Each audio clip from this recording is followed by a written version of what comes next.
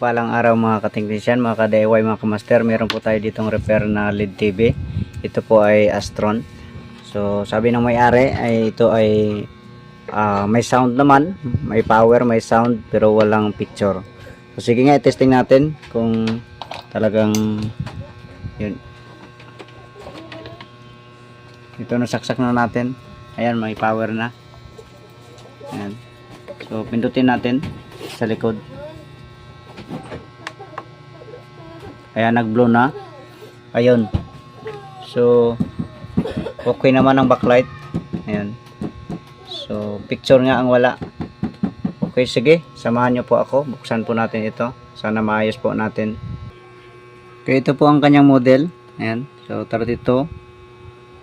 Ayan, LED 3277.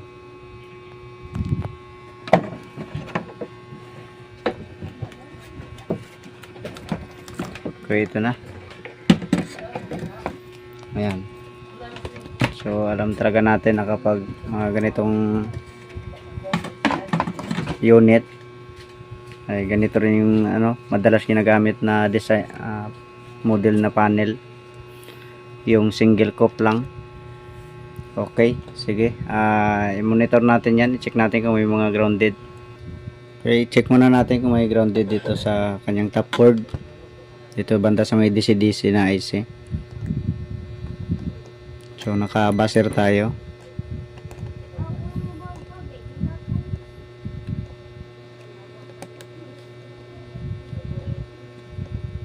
So wala naman. Okay naman. Okay, mag-check voltage tayo. Ito tayo sa DC settings natin. Ayan. Tapos i-ground natin ang isang test rod.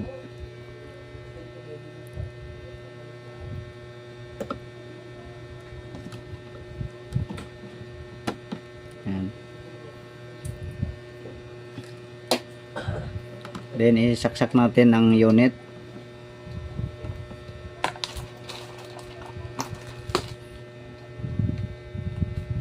Tapos mga 10 seconds saka pindutin ang tack switch. So dito tayo mag-abang sa kanyang B1 sa BGH. Malalaman natin dito kung magbago yung voltahe, kung tataas or bababa. Okay, pindutin ko na yung power button. Ayun. So pumitik siya, tumaas tapos bumaba. Ibig sabihin nagpo-protect. Ayan. So dito tayo sa kanyang 12 volts kung may supply. So meron naman 12 volts. Okay, ang gagawin natin ay dito tayo mag-check ng grounded sa may CKV. Check natin dyan. Okay, so hanapin ko lang muna. Okay, ito. So i-check natin itong mga dots na ito. So dito banda yung line ng CKV. Kaya kung may ma-reading tayong mababa na ohms dito, mababa sa mega ohms, ay maaring yun ang magiging suspect natin. Sige, so dito tayo mag-start sa isang na to, dot. Okay. So walang reading. Yan. Ibig sabihin open yan. Yan. Yan, wala. So dito tayo sa baba. Ito gawin nating pinaka base. Ayan, 9.4 mega ohms. Kasunod ito 0.47 K. Dito 9 mega ohms. Dito 0.3 mega ohms. Dito 9 mega ohms din. Next 11 mega ohms. Next 8 or 10 mega ohms. So ito naman ang gawin nating base. Ayan, 9 mega ohms. Ito 0.42 mega ohms. 2.3 mega ohms. Next. So puro na mig yung nasusukat natin sa iba. So isa lang yung nakisukat natin na K dito. Itong partner nito, ito, at saka ito. Ayan, 0.4 to 7 K. So yan ang ating ikat. Subukan natin kung dito. So isa lang muna ang ikat natin dito. Ayan. So dyan tayo mag-cut. Tapos ngayon, isa sa technique na ituturo ko sa inyo kung paano ang tamang pag-cutting para hindi dagdag ng hindi dagdag ng sira. Dahil pag mali ang pag-cutting natin, maaring isa lang ang gusto mong katingin or putulin, baka maging 2 or 3 ang maputol mo. Okay, so tuturuan ko kayo ng technique. Okay, unang-una ay kiskisin muna natin yung suspect natin na grounded. So ito yung kiskisin natin. Ito. Dapat mas mauna talaga ang kuskus or kuskusin muna yung coated na connection para pag magbalik uli ay madali na lang.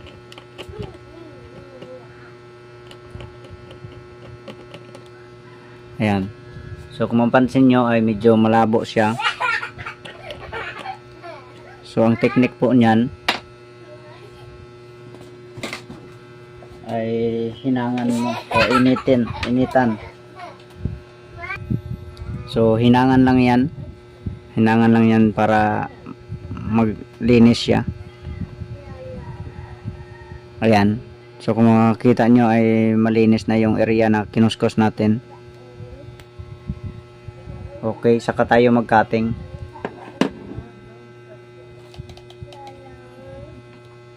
So siguraduhin lang natin na maganda yung natin pang-cutting, lalo na yung matalim.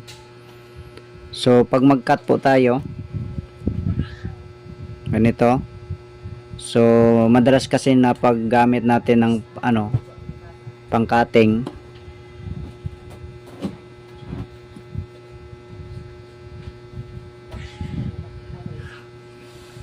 na pag mag-cut tayo ay pinapaslide natin, pinapaganyan natin, pinapaganyan. So hindi po yan tamang pag-cutting, lalo na kung masyadong dikit na dikit yung connection. So dapat yung pag-cutting natin ay padiin, tapos buka lang ng up and down ang blade.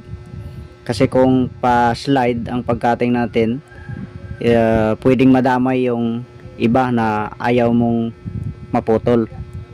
So ganito po. Halimbawa, ito yung dots. Yung dots na yan, ayan ang connection.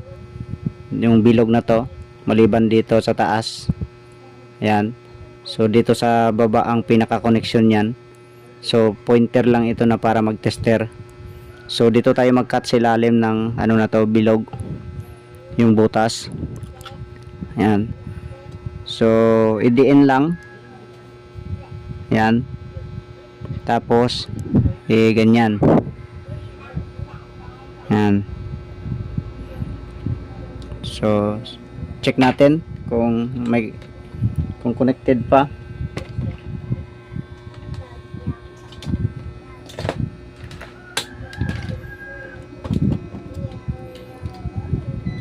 Okay, naka-buzzer tayo.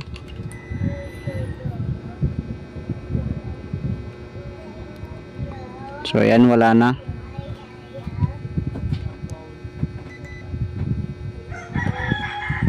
Hindi lang. Okay, ulitin natin para mas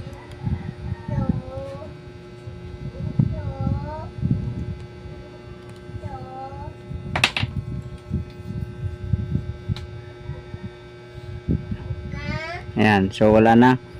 Ayan, pag dito tayo, ayan, tumutunog. Pero pag dito sa baba, wala. Okay. Sige, testing natin.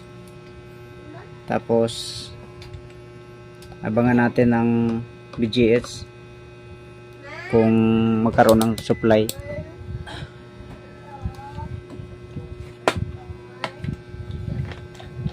Okay, saksak. Tapos dito tayo sa baba.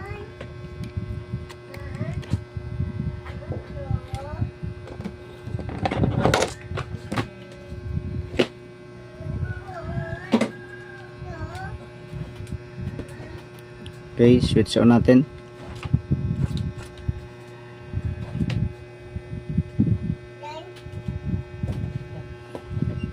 Okay, pindot natin. Ayun, may lumabas ng voltahe. Ayan o. Ito po. 31 volts. May lumabas na. Ayan. So, tingnan natin kung may picture o wala.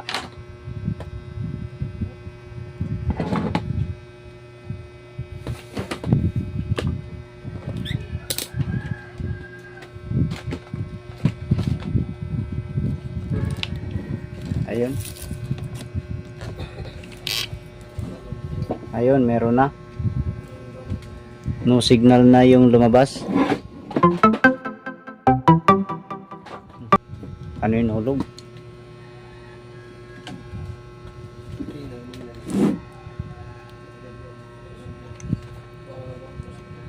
Ayan. Pero parang may napansin pa ako dito.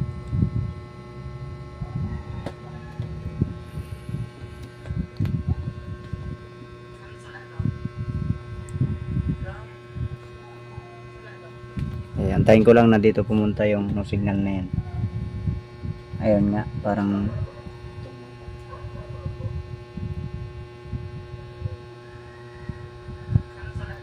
medyo rough ang kanyang picture.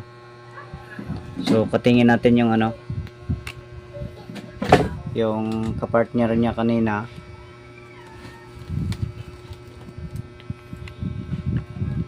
Yung kapartner niya kanina na K lang ang kanyang ohms, ang reading.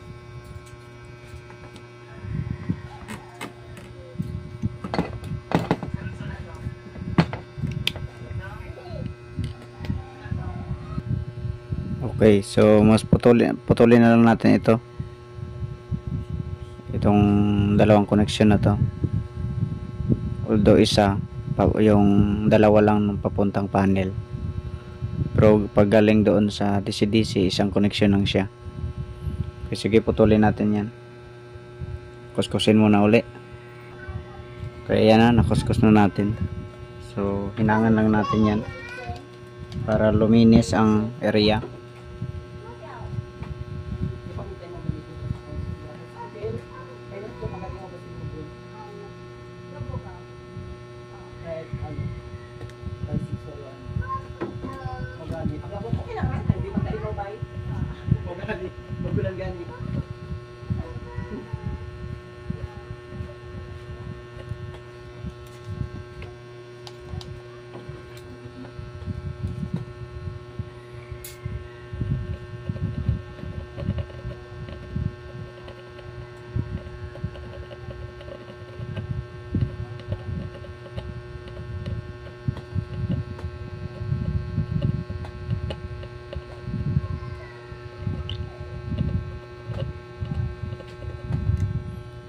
Ayan.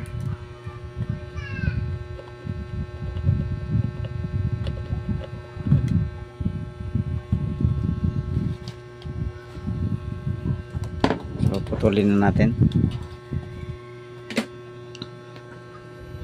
Tawag ng iba dito ay tuli.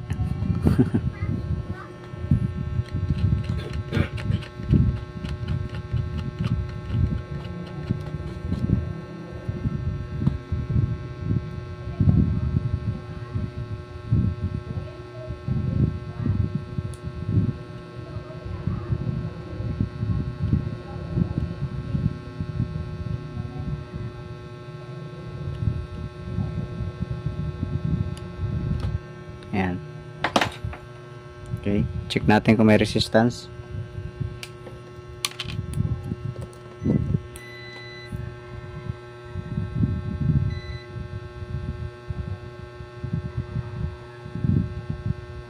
So ayan, wala na.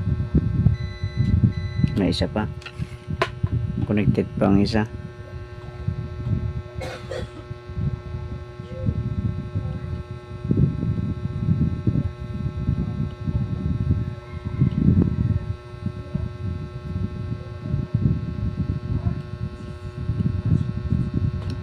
Ayan.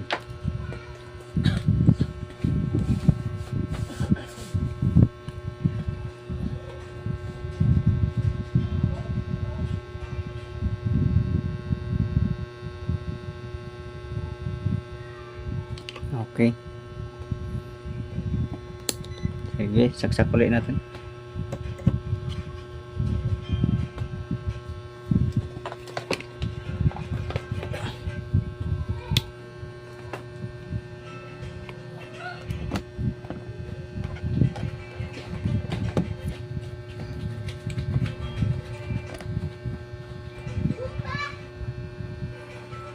Okay. Pindot channel ang power. Ayan. So meron ng voltahe.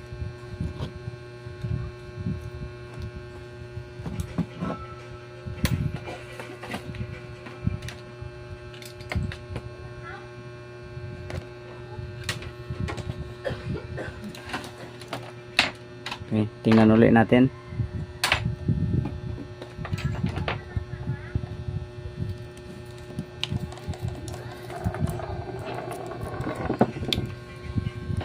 Ayan.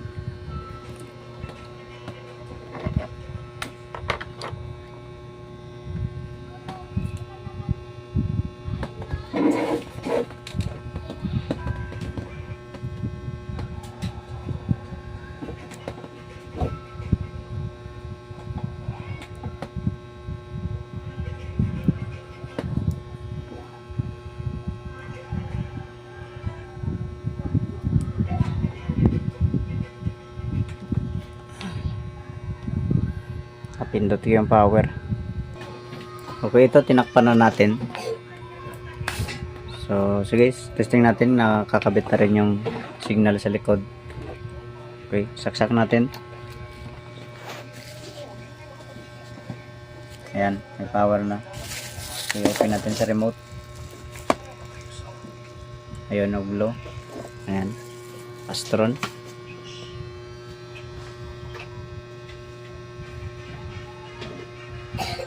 So smart TV na po ito.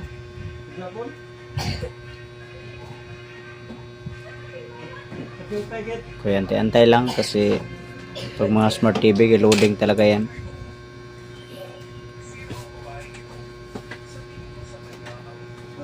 Ayan. So lumabas na si Tulpo. Ayan. So pantay naman na. Pantay na rin ang ano. So yung dalawa lang ang pinutol natin kanina. Kasi yun yung naman ang grounded. So ngayon, isa pang idagdag natin ditong para medyo tumagal-tagal ay bawas-bawasan natin ang ano, ang backlight. Ayan. So punta tayo sa ano, sa code, sa service mode. So pindutin lang natin ang menu, tapos 1147. Ayan, so lumabas na. Ayan. Tapos punta lang tayo sa, tingnan natin sa picture setting.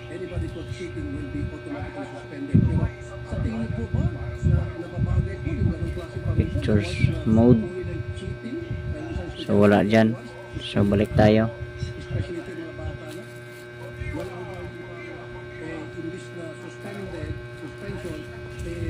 Walang back itong ano.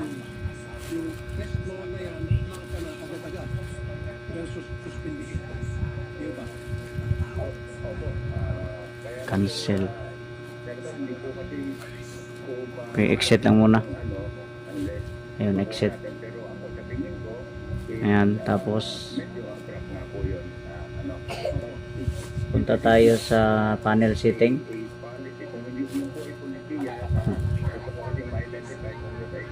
So wala dyan. Okay, dito sa ano, general setting.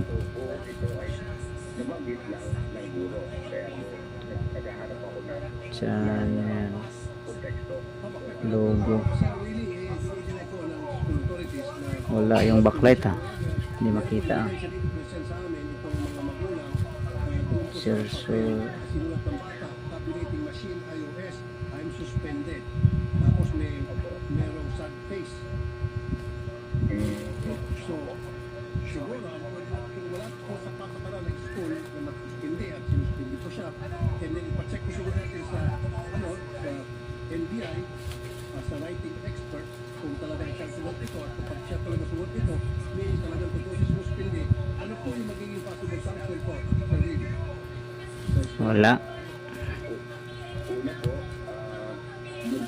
Dito sa EMC setting.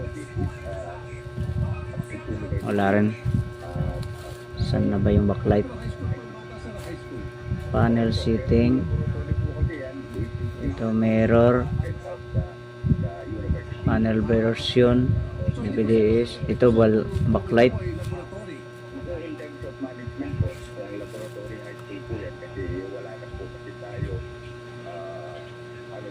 Ayun, yun na nga. So, umano na siya. So, naka 100 kasi siya eh. So, ilagay natin sa mga 75 para hindi masyadong masilaw. Or 60. Ayan. Medyo makutom na siya. 65. Ayan. So, andun lang pala sa ano, sa panel setting kanina. So, ayan. Ito backlight value. Yun lang naman. So, kasi madalas sa China na to, nakasagad ang backlight kaya madaling masira ang backlight. So, binabaan natin konti para tumagal-tagal naman. Okay. So, sana ay tumagal pa ang panel nito. Parang yung mainboard nga, parang may ano minsan, parang matagal magka-power. Pero sige lang, malaman lang natin yan. Okay, sige. God bless po sa inyong lahat. Sana po ay may natutunan po tayo dito.